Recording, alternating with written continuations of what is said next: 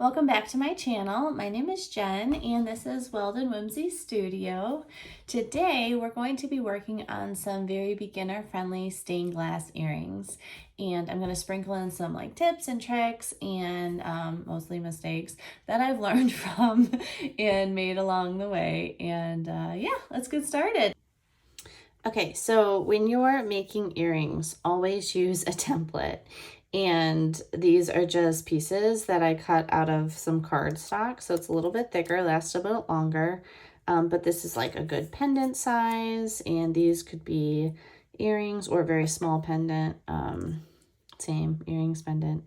But today we're just going to work on some nice rectangle ones, very beginner friendly. So let me put these over here. And when you line up your glass, you want to make sure there's no imperfections. So I don't know if you can see it, but there's a little bit of a line there.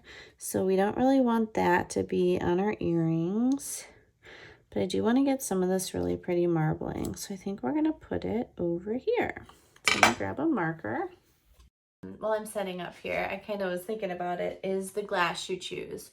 So for earrings, because glass earrings can be kind of heavy, you want to do smaller pieces, probably, and you can use scraps. So I have a ton of scraps here, which are great to make earrings from. This is maybe 2 by 1.5, this little piece here.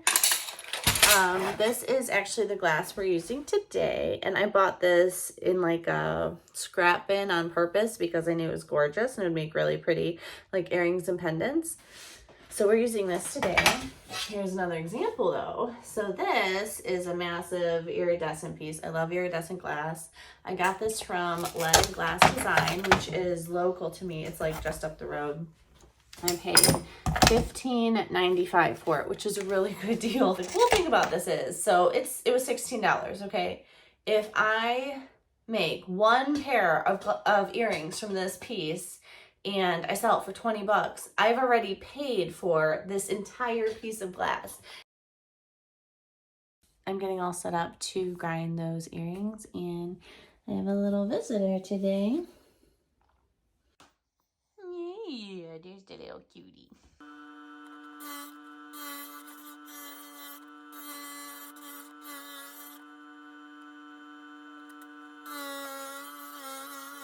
These are a pair of earrings I made when I first started out. I don't even know if I had a grinder at this point.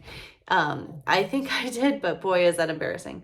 So this pair, if you can see right here, it is so sharp. Yeah, you can kind of see that. What happens in the next step when we put copper on a very sharp corner is it wants to break, or the glass wants to poke through it.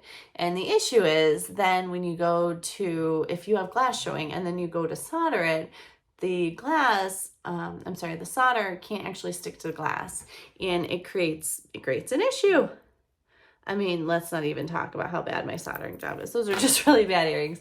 And I kind of keep them for just posterity, hanging in my little jewelry cabinet because they're the first pair of earrings I made. I have another pair I'm going to show you too that I goofed on.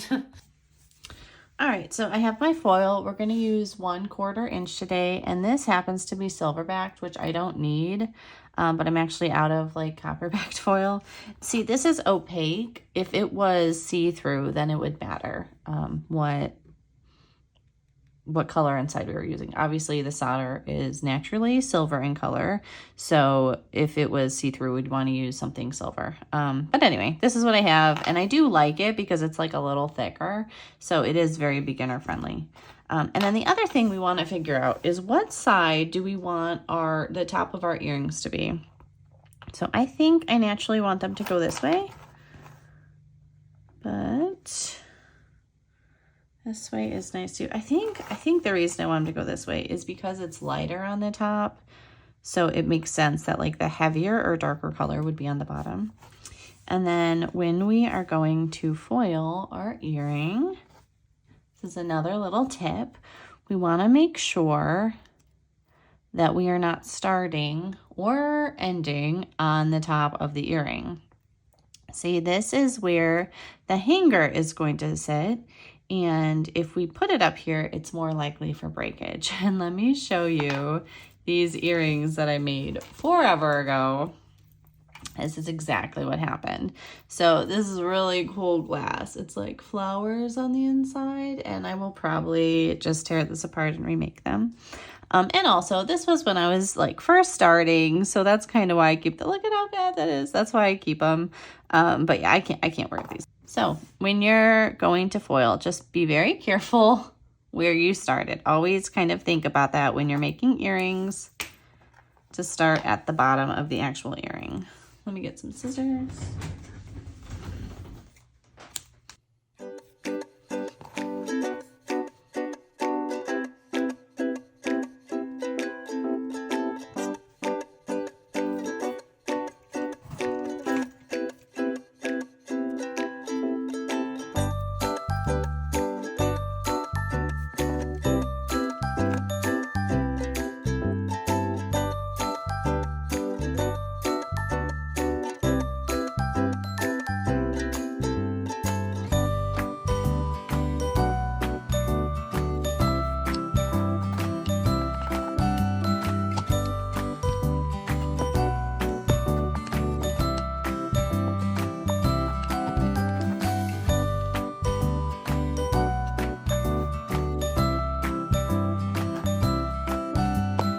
Got some stuff ready. Put the flux, which this is the brand I use. It's just Canfield Blue Glass Flux. I get it from my local glass store. And then this is the solder we're using today, which is Mastercraft lead free. And this is very important. I only use lead free solder for jewelry, earrings. I mean, I'll use it for other projects if people are going to be like handling them a lot. But yeah, especially for earrings, this is so important. And then I have this. This is actually from my Cricut machine. It's probably more useful than the actual machine, let's be honest. But anyway, I will just hold pieces with this, like, well, you'll see here in a minute. Let me put my glove on just to be safe. Okay.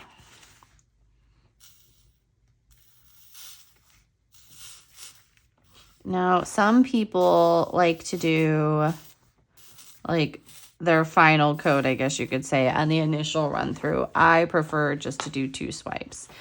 Kind of like the initial, here's the solder on the earring piece, and then I like to go back and do some like perfection.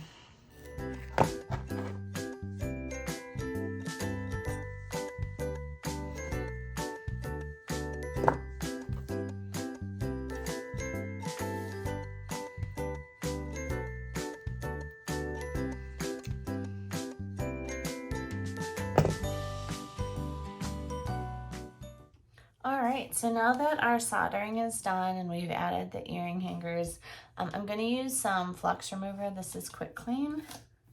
And I like to just spray like a paper towel, especially with earrings, and just kind of wipe down the earring, getting all the sides and the top and the hanger.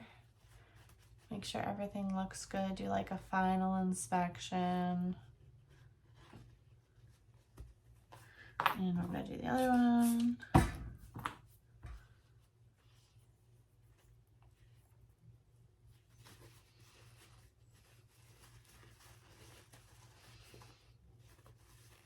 All right, those look pretty good. So what do you think? I mean, those turned out really pretty. Let me show you actually the front. So yeah, these turned out pretty. So I am actually going to put these on my Etsy shop for sale. And yeah, it's just usually a matter of time before they sell. And actually I find around for Etsy, earrings usually sell more, and more things obviously get purchased like around Christmas time. So it's going to be ramping up here in the next few months. So I want to make sure to fill up my stock. So anyway, I hope you enjoyed today's video and I hope you had fun with me. It wasn't so much a tutorial. Anyway, I hope you enjoyed today's video and yeah, I hope you come back next time. See you then. Bye.